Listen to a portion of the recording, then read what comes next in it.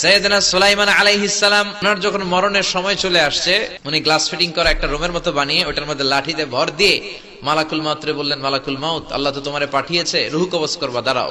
তার আগে আমি জিনদেরকে একটা অর্ডার করে, এই জিনেরা, তোমরা বাইতুল মুকাদ্দাসের নির্মাণ কাজ শুরু করো। যতক্ষণ আমি এখানে দাঁড়ায় থাকবো ততক্ষণ বাইতুল মুকাদ্দাস বানাইতে থাকবা। মালাকুল মাউত ইন দা মিন টাইম ওনার রূহ কবজ করে চলে গেলেন, কিন্তু উনি দাঁড়িয়ে রইলেন।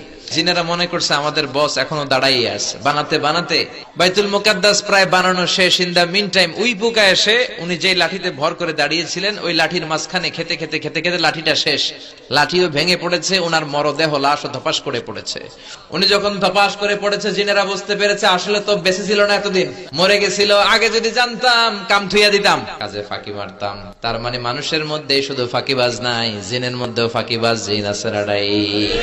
এই মানুষ আর জিন, এই দুইটা জাতির হিসাব in the day of judgement, কিয়ামতের দিন নিবে কে?